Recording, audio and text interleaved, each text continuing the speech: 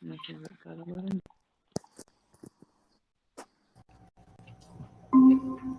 Bom dia.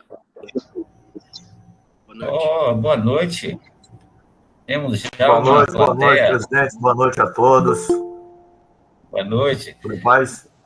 Caro Eu até confrade tinha... Zumaeta.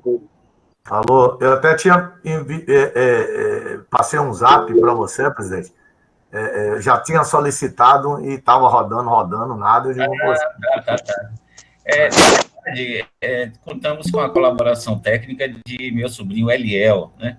Então, para eu não ter que interromper a apresentação para dar acesso a possíveis retardatários, então eu pedi a Eliel que fizesse isso. Então, ele é que abriu a sala, né? Eu também fiquei esperando um pouco, né? Professora Josane, obrigado pela presença. A minha irmã Ivana, que é professora de música, muito obrigado pela presença. Antônio Baracho, nosso confrade, muito obrigado.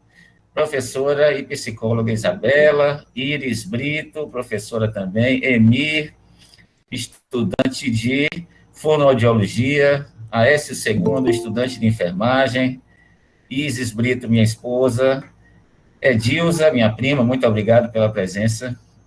Parece que temos já um bom grupo, né? Para um sábado, até que não está mal, né? Geralmente é um dia meio complicado. Mas como havíamos feito um calendário, atendendo a todas as sugestões, então assim será. Inclusive, a próxima reunião vai ser numa segunda, né? Confrade Kleber Torres, muito obrigado pela presença, participação. Doutor Cláudio Medeiros, muito obrigado. Bom, é o seguinte, eu havia combinado com Eliel, e ele, inclusive, me alertou que o Google agora é intolerante em relação ao tempo. Depois de 60 minutos de aberta a sala, o Google automaticamente encerra a reunião, salvo quando se usa algumas contas especiais, né? Então, vamos não perder tempo em função disso. Então, eu agradeço a cada um de vocês pela presença, pela participação. Lembrando que a Academia Grapiúna de Letras, desde abril, criou um ciclo de palestras, de modo que a cada reunião mensal a gente tem palestra de um confrade ou uma confreira. Inclusive, essas palestras também podem ser abertas, a gente pode ter convidados palestrantes, né? E a gente vai manter essa programação, né, dessa forma. Esperando que em breve possamos fazê-lo de maneira presencial, né, que é muito mais interessante. Então, eu vou dar início aqui a nossa programação de hoje se resume a essa palestra, intitulada Legado Árabe Islâmico na Bahia.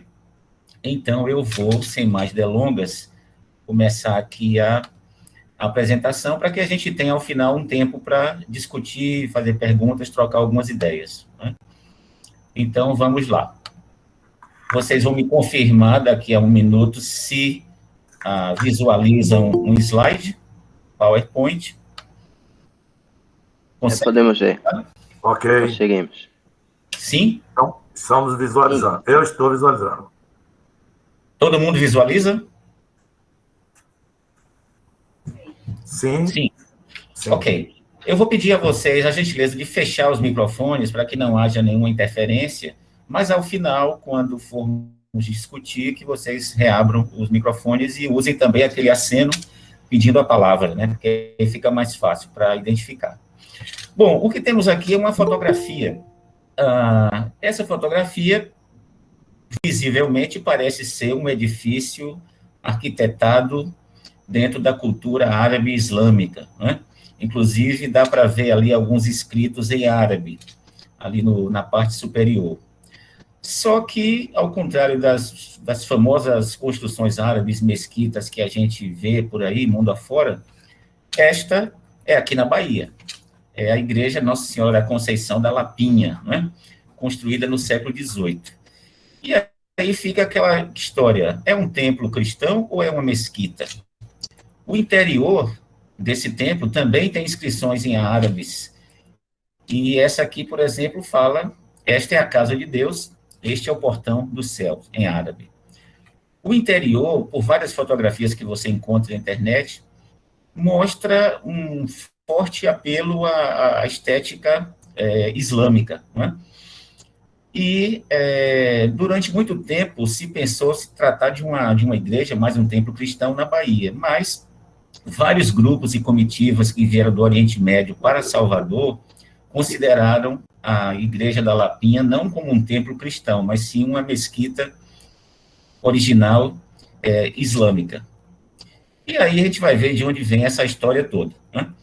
Bom, a princípio, vamos entender ou lembrar ou relembrar o que significa islamismo, né? Ou islã. Islamismo, religião, islã, a palavra raiz de origem, que vem de salama, do árabe, que se refere a paz, submissão e obediência. É uma religião monoteísta, é uma das 3 grandes religiões monoteístas do mundo, ao lado do cristianismo e do judaísmo. É uma religião considerada abraâmica, porque vem da linhagem do patriarca Abraão, que é comum ao judaísmo, cristianismo e islamismo. Aliás, praticamente todos os personagens bíblicos do Velho Testamento são comuns às 3 religiões, por isso que são chamadas de abraâmicas. A diferença básica é que, em vez da Torá ou da Bíblia, o islamismo tem o Corão como livro guia, o livro básico, que teria sido escrito em função das palavras do profeta Maomé, que viveu bem depois de Cristo, quase 600 anos depois, né? E o Corão e o Islã consideram como sagradas 2 cidades da Arábia, Meca e Medina. Assim como para o cristianismo e o judaísmo, Jerusalém é uma cidade sagrada, para o islamismo, a cidade sagrada se chama Meca ou Medina. É uma religião talvez atípica, porque, além da fé religiosa, há uma grande organização sociopolítica no âmbito da religião e uma grande busca por conhecimento, que fez, inclusive, possível a chamada expansão islâmica, que a gente vai ver depois, né?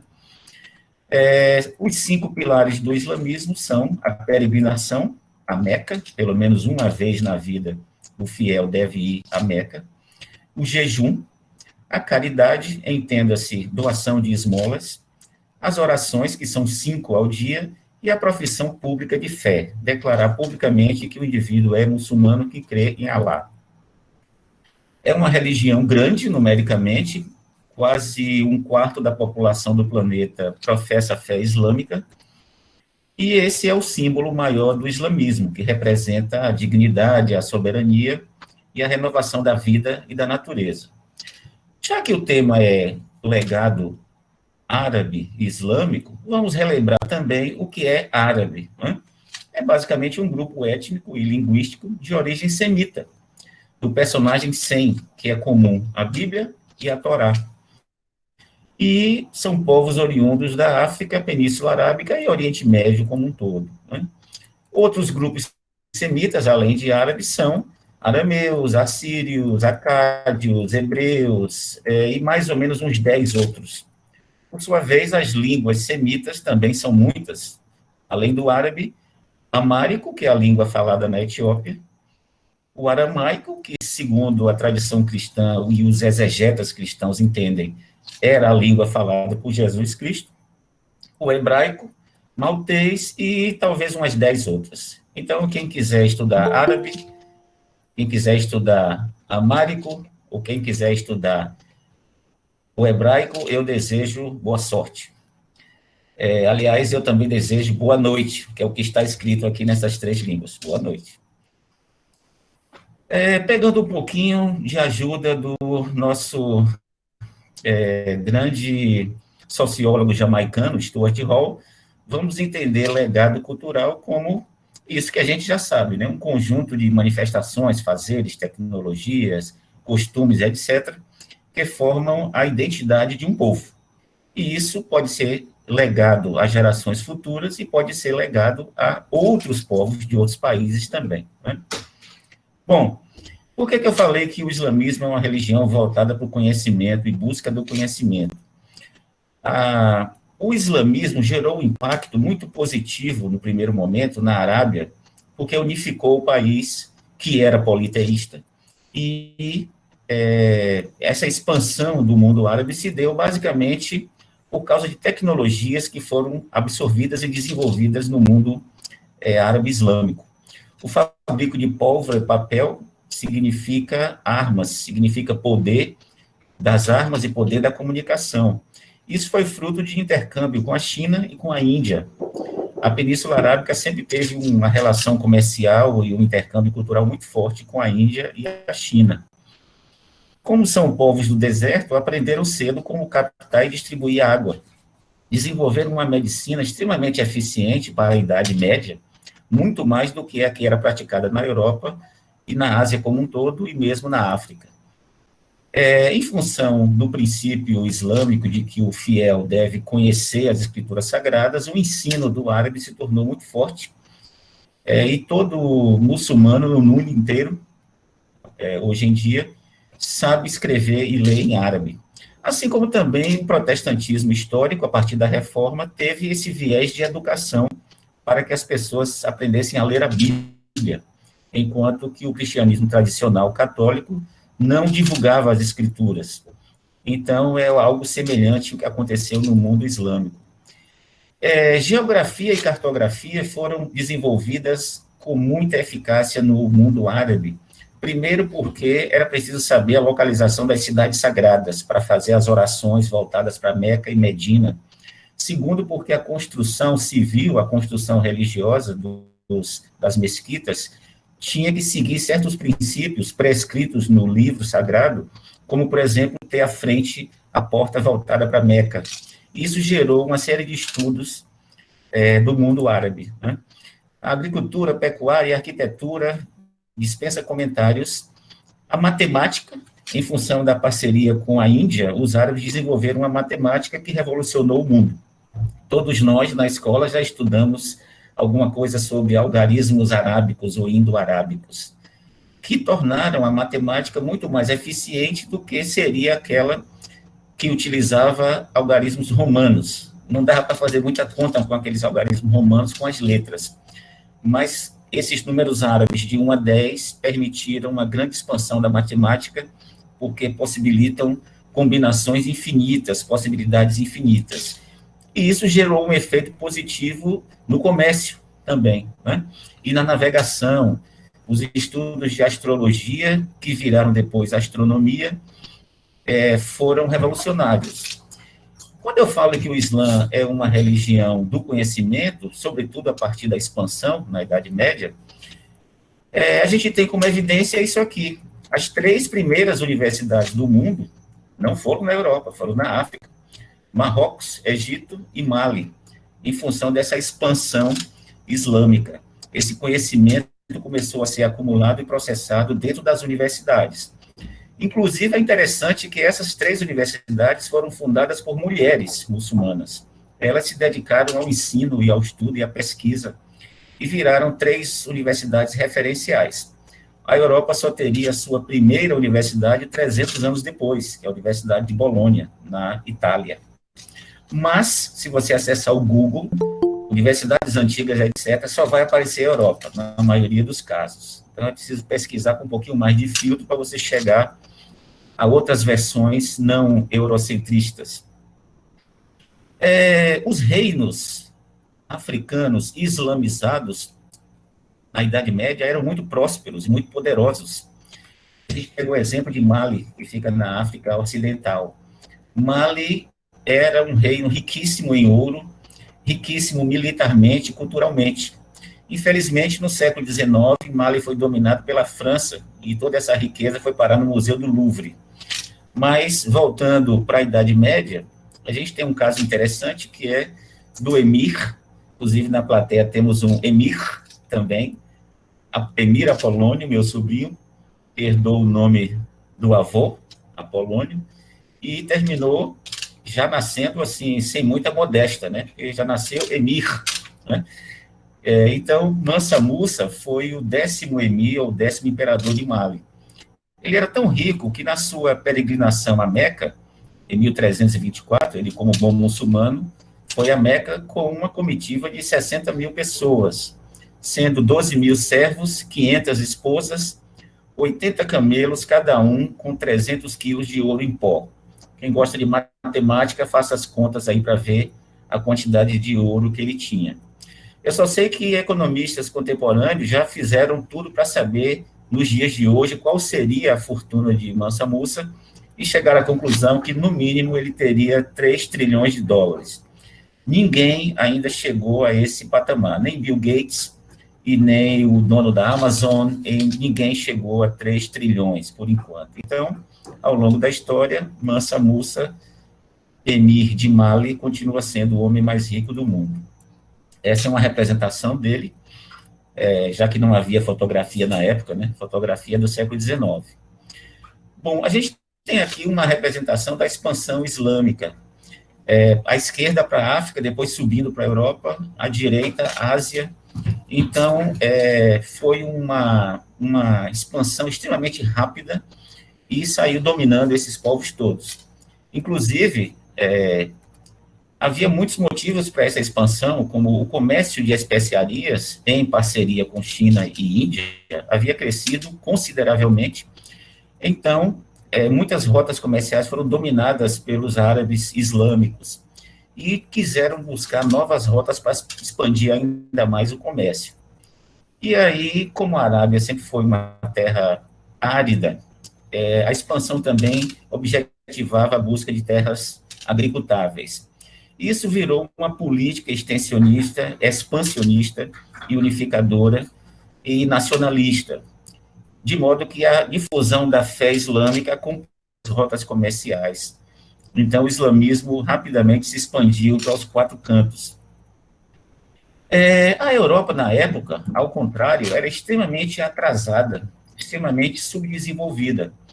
A gente tem muitas imagens de cavaleiros medievais poderosos e fortes da Europa, mas não era bem essa a história. A Europa era um palco de muita pobreza e muitas doenças, inclusive a famosa peste negra foi nessa época. Havia um subdesenvolvimento terrível, inclusive condições precárias de higiene. Essa representação aqui no canto superior direita mostra pessoas jogavam os dejetos janela fora e as ruas eram mal cheirosas e totalmente insalubres, péssimas. Em paralelo a isso, muitas guerras por religião. O cristianismo extremamente intolerante a outras religiões, então havia perseguições e mortes o tempo todo. O feudalismo terminou gerando uma série de problemas agrários, de modo que havia pequenos feudos concentrando riqueza e muita gente pobre no campo. E a ciência sufocada pela religião. O cristianismo, naquela época, foi uma religião totalmente contrária ao desenvolvimento científico. Tudo era demonizado, tudo era considerado o fim do mundo, ou coisas demoníacas. De modo, enquanto que o mundo árabe islâmico crescia em ciência e tecnologia, a Europa estava numa decadência terrível. E aí o que acontece sempre, quando um bloco ou uma religião se mostra subdesenvolvida e fraca, ela começa a ser invadida por outras, né, por outros povos. E foi assim que aconteceu na Europa medieval. Muçulmanos árabes africanos, chamados de mouros, invadiram a Europa pela Península Ibérica e dominaram Portugal, Espanha, França, Itália e meio mundo de gente. Na verdade, eles foram chamados para acabar com as guerras religiosas na Península Ibérica. Só que entraram e não saíram mais. Ficaram lá por quase 800 anos. E aí, eu não vou dizer isso a um português, ou a um espanhol, ou a um francês, que essa dominação tenha sido positiva no sentido cultural, jamais diria. Mas todo mundo que gosta de história sabe que o legado dessa dominação árabe-islâmica foi extremamente interessante. As edificações islâmicas na Espanha, por exemplo, viraram monumentos tombados pela Unesco, templos e palácios. Essa na parte superior direita na Espanha, a do superior esquerdo na Espanha, superior direito Portugal, inferior direito é uma mesquita islâmica convertida em templo cristão, depois que os mouros saíram. No canto inferior esquerdo, isso é na Sicília, na Itália, uma fortaleza árabe islâmica. Toda a dança, toda a música de compasso ternário é de origem árabe. Isso inclui o tango, o bolero, isso inclui a dança flamenca, tudo. Mas não diga isso a um argentino, não vai aceitar, não vai acreditar que a música que ele cultiva saiu da África, Américas. Até a famosa dupla Cosme e Damião tem origem árabe. Cosme e Damião são oriundos da Península Arábica. Foram levados da África para Portugal e Espanha, vieram de lá para cá pela cultura cristã portuguesa, que absorvia tradicionalmente várias divindades de origem não cristã. É por isso que o catolicismo tem tantas divindades, uma variedade impressionante. E isso chegou ao Brasil, né? O Cosme e Damião veio parar no Brasil, inclusive aqui no Brasil foram absorvidos por religiões outras, de matriz africana. Outra evidência disso são as palavras árabes na língua portuguesa. São muitas, são centenas. Eu escolhi as mais comuns, aquelas que a gente usa mais. Isso é uma evidência do legado árabe islâmico, mouro, africano, na Europa. E quem gosta de árabe talvez saiba que isso aí se refere, essa palavrinha aí, que eu não saberia pronunciar no original, se refere a uma coisa que a gente gosta muito, principalmente no verão. Sorvete. Sorvete é uma palavra árabe também. Aliás, o sorvete é de origem do Oriente Médio, nas montanhas geladas, foi aperfeiçoado na China e veio parar na Europa já no tempo da eletricidade, século XIX. É por isso que aqui no Brasil as primeiras sorveterias são ou de franceses ou de italianos, né? Gerando até uma ideia de que isso seja algo próprio da Europa. Bom, já falei dos mouros, que dominaram grande parte da Europa, África e Ásia. Outra vertente árabe islâmica são os malês, ou imalês. Os malês que vieram para o Brasil são de origem nigeriana e do Benin, a maioria, mas há outros troncos malês na Líbia, Chad e Sudão. São igualmente africanos, muçulmanos, árabes. E, inclusive, na língua Hausa, malê significa professor. Já na língua Iorubá, significa muçulmano. Eram tradicionalmente poliglotas, mas pelo menos bilíngues, pelo menos falavam a língua originária do país e o árabe, que foi absorvido em função da expansão árabe islâmica. E esses indivíduos estudavam o árabe religião, sabiam ler e escrever em árabe. Eram muito dados ao comércio, à administração de negócios, artífices de vários tipos de arte e guerreiros vigorosos. E eram muito bons também na forja de metais, na mineração e no fabrico de pólvora e papel.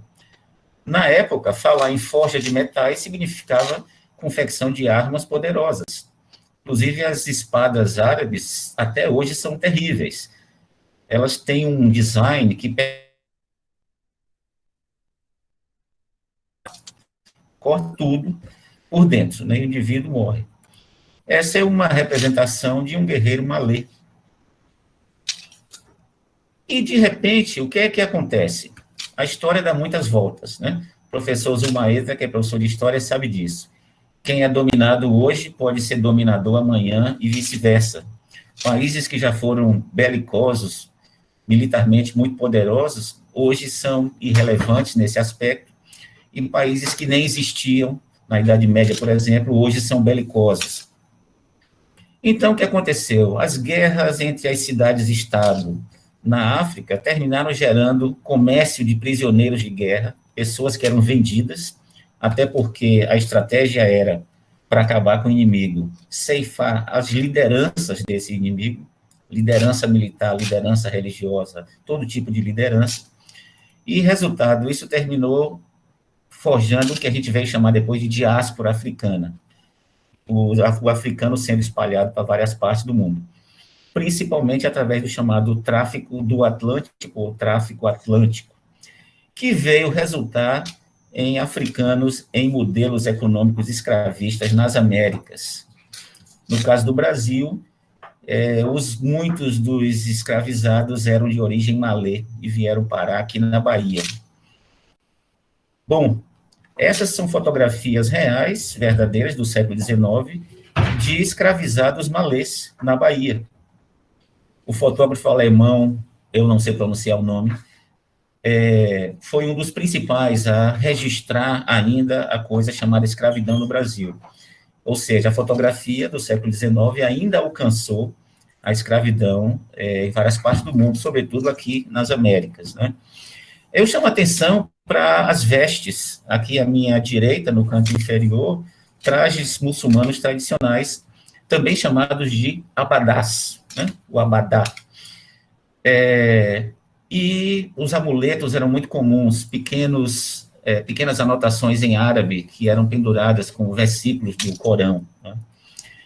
Bom, o artista plástico ilhéense, Guilherme Albagli, fez a sua versão dos malês em 2016. Ele pintou esse quadro. O que chama a atenção, como toda a obra dele, é o olhar meio triste. Pessoas que parecem ser importantes para si, mas se veem numa condição de escravizadas. O bastão, o próprio Guilherme disse que representa a masculinidade, e as correntes de ouro, que eles sabiam minerar, eram bons em mineração e usavam ouro. Até porque eles se tornaram os chamados escravos de ganho, que viviam na área urbana e tinham uma certa liberdade. Essas também são fotografias reais do século XIX, na Bahia, e os malês, então, vieram parar nessa sociedade baiana na condição de escravizados, pertenciam a alguém que os havia comprados, mas tinham uma certa liberdade para comercializar, até porque eles já eram bons em comércio e em matemática. E se tornaram meio que coparticipantes dos lucros juntamente com o patrão. Mas essa remuneração que eles tinham não era o bastante para conseguir liberdade, alforria. Era preciso trabalhar durante muitos anos, juntar dinheiro ao longo de muitos anos para conseguir a liberdade. Então, havia mobilidade urbana, havia uma certa negociação com os senhores, mas a alforria era cara e difícil. Então, eles conviviam numa sociedade plural. Vale observar que a sociedade escravizada na Bahia era formada por pessoas oriundas de diversos países, com línguas diferentes, religiões diferentes, e essas pessoas, inclusive, nos países de origem, às vezes eram até inimigas, faziam parte de cidades-estado inimigas, mas aqui vieram parar na mesma condição social.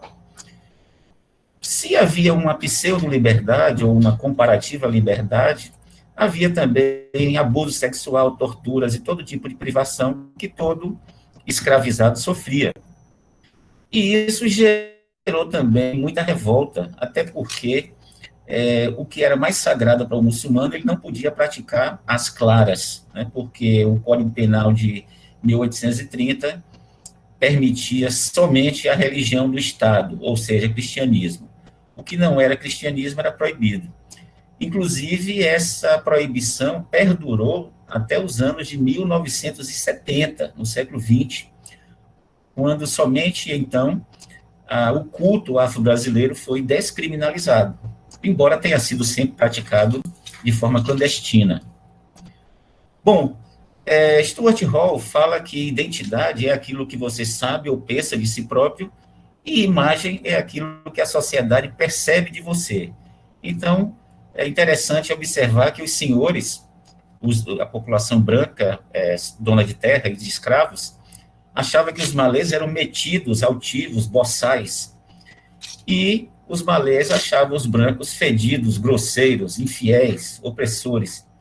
Fedidos literalmente, porque tomavam banho a cada 6 meses, mais ou menos, enquanto que os malês, em função dos rituais de purificação prescritos no Corão, tomavam banho diário. Além disso, faziam 4, 5 abluções durante o dia, se lavavam para as orações e para as refeições. Então, os brancos não entendiam por que aqueles escravos malês tomavam tanto banho ou gostavam tanto de água, né? Essa opressão gerou uma revolta, né? A chamada Revolta dos Malês, em 1835. E essa revolta foi cuidadosamente planejada nas minúcias. Esses escravizados islâmicos árabes queriam nada menos que tomar o governo da Bahia, tomar a Câmara Municipal, que fica ali de frente ao elevador Lacerda, aquele prédio histórico, que na época aprisionava alguns líderes malês, que queriam libertar os escravizados, começando pelos muçulmanos, queriam matar todos os brancos da província da Bahia e confiscar os bens, tomar os engenhos de açúcar, que era a grande riqueza que o Brasil tinha, proibir o cristianismo, porque o cristianismo representava a opressão, e transformar a Bahia em um califado islâmico, que era o modelo sociopolítico organizacional que eles conheciam nos países de origem. Os líderes da revolta foram 5, 6. Esses foram 2 deles. E eu chamo a atenção para essas marcas no rosto do Aruna. Aqui no Brasil pensava-se que essas marcas fossem sinais de tortura, mas não eram. Na cultura malê, essas marcas representam iniciais de culto, digamos assim, marcas que evidenciam iniciação em processos religiosos e culturais. Quanto mais marcas o indivíduo tivesse no rosto, mais evoluído, mais culto, mais douto ele era nas sociedades malês. Mas aqui no Brasil isso era visto como tortura. Como havia tantos outros escravizados torturados, isso não chamava atenção.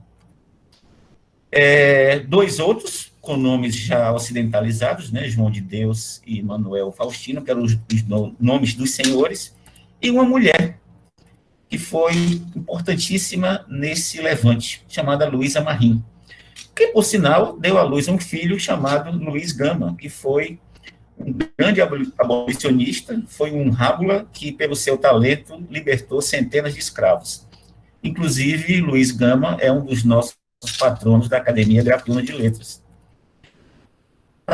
O levante durou muito pouco, de 6 ou 7 horas, na madrugada do dia 25 de janeiro de 1835, mas teve uma repercussão muito forte no Brasil todo e no exterior. Porém, esse movimento foi frustrado. Como eu disse, a sociedade escravizada era extremamente plural. Então, um casal de libertos, de origem outra que não malê, que não muçulmana, temendo que os malês, se conseguissem vitória, talvez matassem os outros escravos não muçulmanos, terminou fazendo a delação. Então, quando os malês se manifestaram, as forças policiais da Bahia já os esperavam. De qualquer maneira, a revolta teve uma liderança árabe islâmica com 50 mobilizadores e envolveu 600 participantes. Com lanças, espadas e porretes, a ideia era invadir os quartéis e tomar armas de fogo, mas isso não aconteceu. Ao contrário, 73 deles foram mortos durante ali o conflito, e depois houve 500 prisões, que geraram pessoas que foram posteriormente enforcadas, fuziladas e açoitadas. E uma coisa que era humilhante para o muçulmano era a conversão compulsória ao cristianismo em público, o batismo em público, ou seja, era o cristianismo goela abaixo, né, como se diz. Isso era uma coisa atípica, porque os grandes impérios não se preocupavam com questões religiosas, queriam apenas dinheiro ou escravos. O Império Romano, por exemplo, escravizou muita gente na própria Europa, mas não se importava com questões religiosas. O indivíduo dominado, oprimido, poderia continuar com sua prática religiosa e cultural, desde que pagasse imposto. Aqui no Brasil, diferentemente, o Império Português, além de explorar, extorquir e oprimir, queria que o indivíduo fosse cristão de qualquer maneira. Isso é algo atípico, né? Esses lugares que conhecemos hoje em Salvador, como Praça da Piedade, Quinta dos Lázaros e o Pelourinho, eram lugares de punição em público. Então, assim como outros escravizados ou outros considerados criminosos, os malês foram executados em praça pública. Alguns no açoite, no Pelouro, alguns enforcados na Piedade e outros fuzilados. Alguns poucos foram deportados.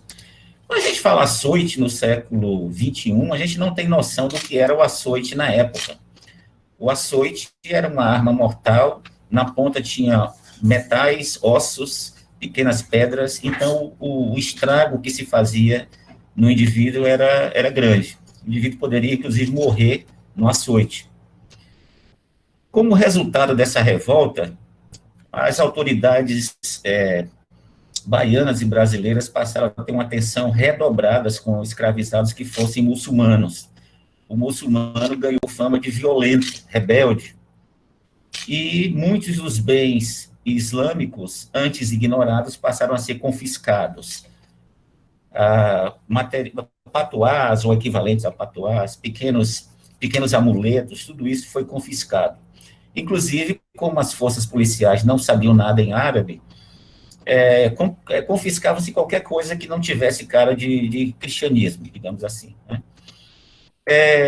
Outra coisa que aconteceu é que houve, a partir dessa revolta, a partir da decepção do levante e das condições graves, um fluxo migratório de muçulmanos da Bahia para outras regiões do Brasil. Muitos que eram livres saíram da Bahia e muitos que eram escravizados tentaram fugir, de modo que esses indivíduos se espalharam para o Brasil todo. E a repressão aos escravizados aumentou consideravelmente depois dessa revolta. Isso gerou também um impacto internacional no tráfico negreiro, de modo que ninguém queria mais vender ou comprar escravizados, ou pessoas a serem escravizadas, de origem malê muçulmana. Então, houve um declínio do tráfico de pessoas africanas que fossem muçulmanas, né? E isso tudo, essa história triste, gerou um legado, né?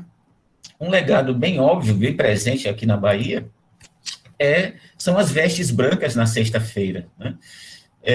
O muçulmano tem a sexta-feira como um dia de meditação e orações, e usa vestes brancas. E, de repente, essa tradição foi absorvida por outras religiões de matriz africana, a exemplo do candomblé e muitas outras. Então, o baiano usa até hoje esses trajes brancos.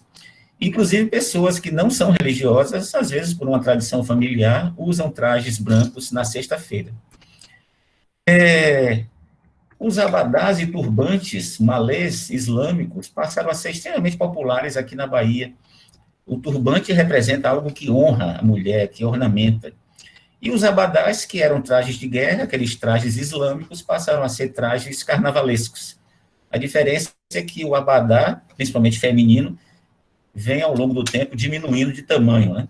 Às vezes um micro short hoje já é considerado um abadá. Outro legado foi o arroz de alçá, que é um prato islâmico muçulmano, e o nosso cuscuz também veio do norte da África, praticamente Marrocos, seja por influência malê, seja pelo legado europeu que veio resultar na cultura, na influência árabe trazida para o Brasil, né? E uma coisa muito interessante que a gente aprendeu a fazer em função da pandemia, que é essa limpeza, essa higienização dos braços, dos cotovelos, etc., antes de comer ou ao chegar em casa, é exatamente parte do ritual de ablução islâmico, prescrito no Corão.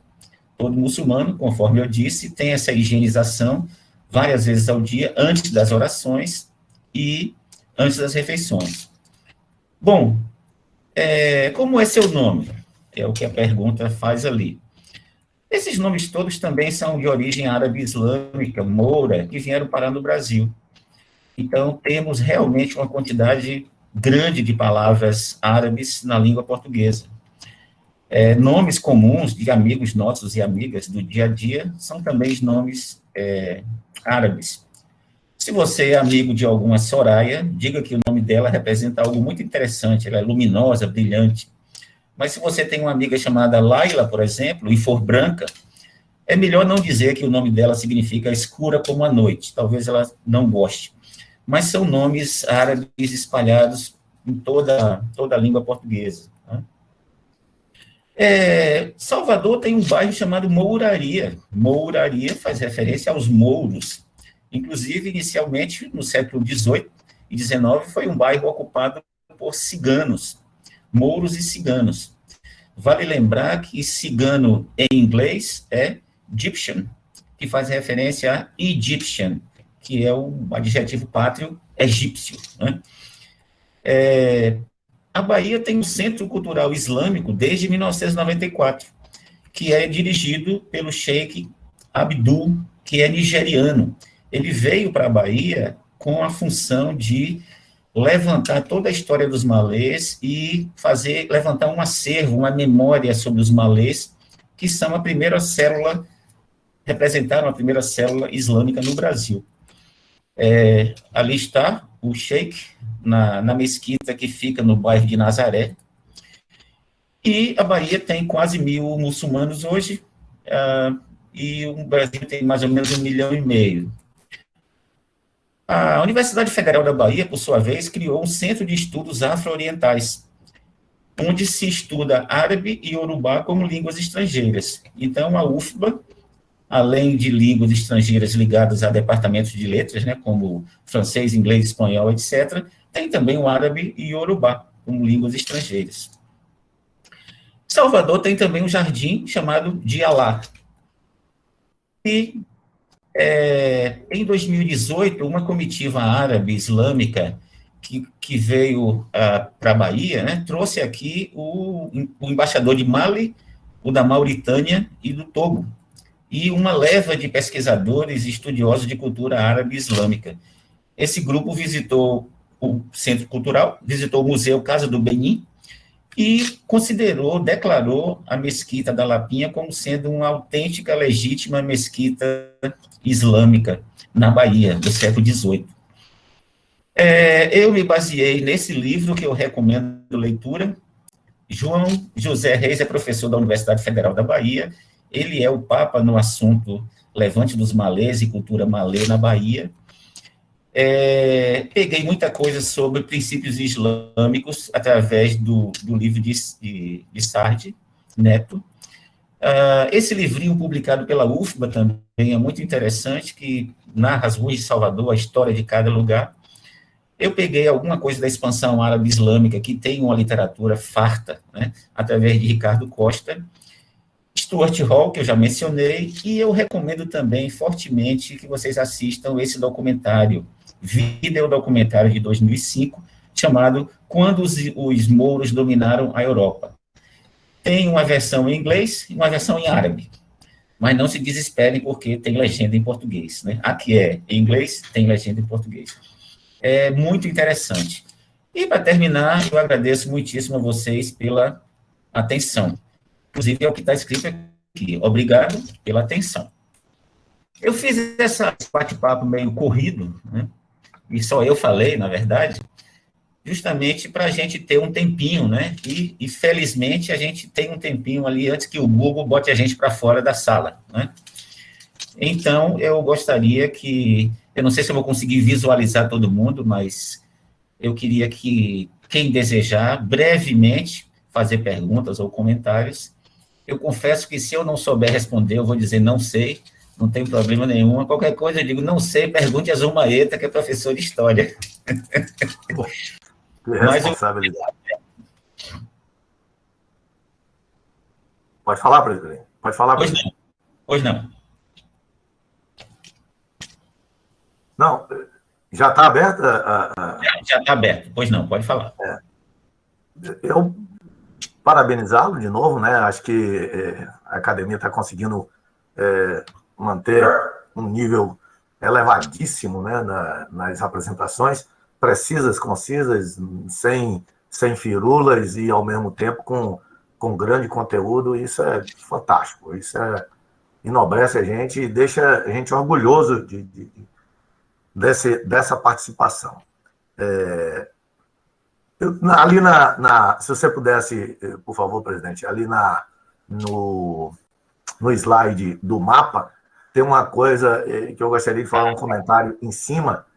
O mapa tem um mapa da expansão islâmica, que alcança lá o norte da África e chega até a Península Ibérica.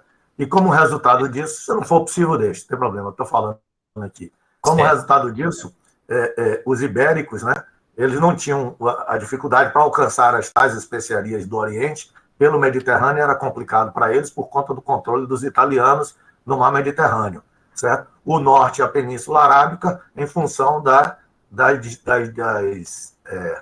desavenças religiosas, né? Aí, exato. Então, alcançar o outro lado, está fora do mapa aí, a Índia, pelo Mediterrâneo, era complicadíssimo por causa do controle dos italianos. As taxas alfandegárias eram absurdas e não compensava. Transitar pelo norte da África e cruzar a Península Arábica era outro impedimento para os ibéricos, né? E isso por conta das desavenças religiosas. Então, era preciso buscar uma terceira via, uma via alternativa para chegar às tais riquezas do Oriente. Daí, a opção espanhola foi, no caso de Cristóvão Colombo, navegar em direção ao Ocidente, contornar e chegar ao Oriente, e que era uma dificuldade na época. Uma grande parte ainda acreditava na Terra plana, né? E Cristóvão Colombo tinha uma proposição contrária a isso, e a opção portuguesa foi contornar a África para escapar justamente desse trânsito mediterrâneo, o que resultou no nosso achamento, né? Então, até nisso, esse legado, essa expansão árabe-islâmica proporcionou. Por último, essa expansão ainda não foi maior ainda na Europa por conta de Carlos Martel, né? Que conseguiu barrar na Batalha de Poitiers esse avanço, né, islâmico para dentro da Europa. E eu me lembro muito do meu querido professor Léo dizendo: então devemos a Martel o fato de não estarmos usando um turbante num calor insuportável como esse que nós vivemos. Enfim, são pequenos acréscimos. Na fotografia, aquelas fotografias dos escravos, uma coisa a se observar, para se identificar o escravo, olha os pés. Os escravos não usavam sapato sobre nenhuma possibilidade. Então, com apenas pequenos acréscimos, você está de parabéns. Acho que ganhamos todos com essas informações muito precisas. E quero, de antemão, se for possível, eu gostaria de ter acesso aos seus slides, que eu quero dividir com meus alunos, com a sua permissão, porque ele está perfeito, está preciso. Está de parabéns. Obrigado. Obrigado. Alguém mais gostaria de se manifestar? Presidente, Samuel. Pois não, Samuel. Como vai? Tudo bem? Boa tarde a todos, boa noite a todos, né? Prazer reencontrar tanta gente boa aqui na tela, né? Que agora a nossa vida é muita tela. Em primeiro lugar, lhe parabenizar, Samuel, pela excelente contribuição histórica, cultural que você nos ofereceu. E a sensação que eu tive hoje foi que você nos deu uma grande aula de humildade, pelo fato de que essa história nos demonstra que a gente não tem noção de quem a gente é. E talvez por isso a gente é um povo tão sem rumo, tão ruim de fazer escolhas, porque a gente não sabe o que a gente é. Que bom que se a gente pudesse, como academia, promover esses tipos de conhecimento, não apenas para os acadêmicos, né? Mas a academia expandir as suas ações e os seus empreendimentos histórico-culturais, né? Para a comunidade nossa, porque nossa comunidade é carente de informações. Às vezes ela não é desejosa de informações, ela quer até se manter desinformada, né? Porque nós vivemos um período de propagação da alienação, porque é uma lógica de dominação também, né? Alienar as pessoas. Então, parabéns, porque hoje eu me senti muito humilde, sua palestra me transmitiu Primeiro pelo conteúdo que você traz, né? E eu sei que você é uma pessoa que te conheço já há muito tempo, e sei que você é uma pessoa estudiosa, uma pessoa onde você passa, você sempre oferece as condições melhores que você tem para melhorar a vida das pessoas, mas a mim, entendeu, me tocou em um sentido de que esse conhecimento me traz uma sensação de humildade pelo fato de que eu, apesar de itabunense, apesar de não ter a noção de como nossa região e como toda essa história, né, que às vezes a gente olha com tanto preconceito para algumas coisas e traz esse valor, não é, de uma cultura, especialmente os árabes, né, especialmente os islâmicos, né, porque a gente está vendo muito hoje assim uma verborréia cristã, né? E quando a gente escuta uma palestra com esse nível de cultura e de como a profundidade da religião, às vezes, a gente não entende, e como essa verborréia cristã é um discurso de dominação das mentes despreparadas, eu fico muito mais preocupado ainda de como a gente é pobre culturalmente. Muito obrigado, viu, Samuel? E parabéns. Samuel, por falar nisso, talvez algumas pessoas fiquem pensando assim, mas Samuel é muçulmano, não sei o quê. Na verdade, não tem nada a ver. Eu acho que não. Eu entendi que você não é muçulmano. Eu tive, a partir da infância e adolescência, uma formação cristã, protestante, muito forte, que, inclusive, a meu ver, foi um legado muito positivo, muito Sim. bom. Mas eu sempre gostei do estudo das religiões. A gente entende o mundo, entende as outras pessoas, entende as diferenças, respeita melhor os outros. Isso é extremamente interessante, né? Não tenha dúvida. Agora, nós na UESC perdemos agora um professor, quer dizer, ele se aposentou, né? Tem feito falta, que é o nosso colega Elias Guimarães, Sim. que é muçulmano, né? Ele Sim. é convertido ao islamismo. Inclusive, eu consultei Elias para algumas coisas, né? De vez em quando eu trocava sempre uma ideia com ele sobre as questões das dietas alimentares, o Ramadã, etc. Elias é muçulmano, assim, rigoroso. Convicto, né? Eu sei disso. Elias é meu amigo e Elias é uma das pessoas que eu considero, assim, uma das colunas da UESC, né? Uma das pessoas também que transmite a tranquilidade quando a gente está próximo a ele, né? Eu posso até dizer a você que eu tenho aqui na minha estante a Torá, o Alcorão, os Upanishads, então eu também gosto né? Mas eu nasci no bairro Conceição, fui educado pelos padres capuchinhos, sou católico apostólico brasileiro, que um dia desse eu falei isso para um cônego, ele falou, você é católico apostólico relaxado. Não é? Mas, na verdade, é porque, de uma maneira geral, a gente precisa dialogar, né? Porque... E talvez, assim, no contexto da minha formação espiritual, a Ordem Rosa Cruz teve uma influência muito grande, né, que é uma instituição não sectária, né, onde a gente estuda todas as religiões e diminui esses preconceitos, né, que você tão bem nos aproximou hoje, de como os preconceitos nasceram, como foram surgindo, de que maneira eles são encaminhados, e como o princípio da dominação cultural e da dominação e do poder sobre o outro, né, acontece também no contexto religioso, no contexto cultural. Né? Obrigado. Alguém mais gostaria de fazer uma inserção? A palavra está franqueada. Enquanto o Google não bota a gente... Eu gostaria de parabenizar, Samuel, pela palestra e fazer um adendo só na bibliografia. Cabe uma referência à descoberta da América pelos turcos, de Jorge Amado, que escreveu esse livro no fim do século passado, 1990, por aí, 1992, em que fala da colonização aqui pelos turcos aqui na região, como é que eles se estabeleceram e tal, e fala até de uma trinca de tabuna, uma trinca de pôquer, de cartas díspares, que era usada por um dos jogadores do coisa. Mas gostei muito da palestra, viu? Me enriqueceu realmente. E, como disse o outro Samuel, também nos leva a uma reflexão sobre nossas origens. Viu? Muito obrigado. Frade Weber, vale observar que esta nossa região sul-baiana teve e tem uma influência árabe fortíssima. Inclusive, grandes literatos daqui têm sobrenomes árabes, né? A gente tem muita gente aqui.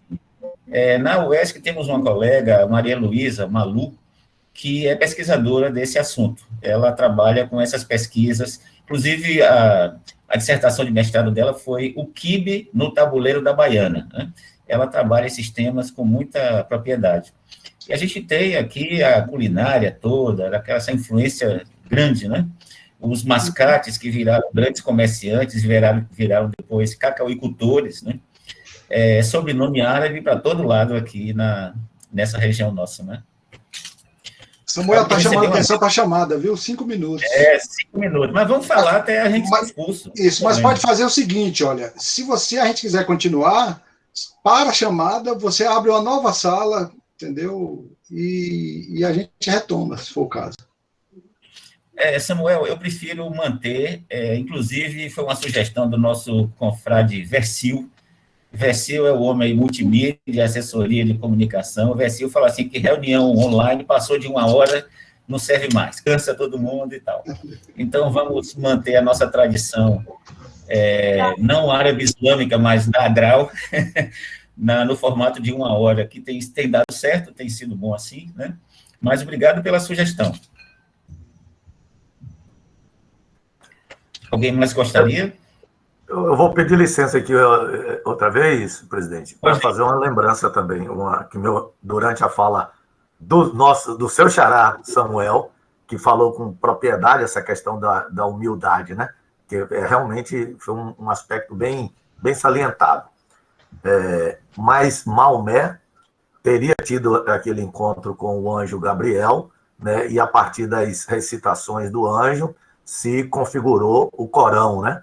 O Alcorão, na verdade, os historiadores dizem que esse Al é o artigo O, né? Então, seria o Corão, né? Se configurou. Bom, mas há uma vertente economicista nessa unificação da Península Árabe, né? Arábica, que era o fato de que Maomé era um grande mercador, casou-se com uma viúva rica e ampliou as posses dele. E ele via as riquezas transitarem pela Península Arábica e não ficarem na Península, né? Então, essa visão mais economicista talvez nos conduz a pensar no seguinte aspecto. O que possibilitaria a riqueza ficar dentro da Península, uma vez que essa Península não era unificada? O que poderia unir os árabes? Entendeu? Então, a grande ponta de lança de união foi a religião, né? Islã, submissão à vontade de Allah, entendeu? Plenamente. E aí, essa é uma sacada, uma ponte para a unificação que possibilita essa expansão toda através da intensificação do comércio. Inclusive, era uma religião extremamente politeísta, né? Antes do islamismo. Interessante isso. Eles eram politeístas, é verdade. Bom, eu vou aproveitar aqui. Alguém gostaria? Eu ouvi uma voz aí. Se for, sejamos rápidos. Bom, eu, mais uma vez, gostaria muitíssimo de agradecer a presença de vocês, amigos, familiares, confrades, confreiras. Esse momento vai ser mantido. Inclusive, eu vou abrir o jogo aqui. Eu tive um contato prévio com o nosso confrade Kleber Torres, jornalista, poeta, e tudo indica que ele será o próximo a trazer alguma coisa interessante para a gente, né? A gente tem um calendário de reuniões, inclusive eu convido vocês a acessar a página da Agral no Facebook, é uma página que está em construção, mas já há algumas coisas ali interessantes, inclusive calendário de reuniões, na sequência.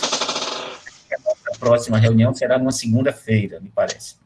Então, o confrade Kleber Torres já está pré-convidado a bater um papo com a gente sobre poesia, se a poesia é necessária ou não no mundo contemporâneo. E eu estou vendo ali que resta só 1 minuto, e eu já lembro que a gente vai ser chamado para fazer outras coisas daqui a pouco. Muito obrigado pela atenção a todos vocês, e a gente se vê daqui a 30 dias na próxima reunião. vou emitir o convite, igualmente. Estou vendo ali Cimei. Muito obrigado, Cimei. Obrigado a todos vocês, Isabela, Eliel, Isis, Iris, Cleide, minha prima, Josi, minha colega, Vitória, Winnie, Ivana, Adel, que é nome árabe, Cláudio Medeiros, Aziel, Idem, Aécio, Antônio Baracho e Isis, minha esposa, quem mais eu mencionar. Emira Polônia. Obrigado, professor. Obrigado. Até mais.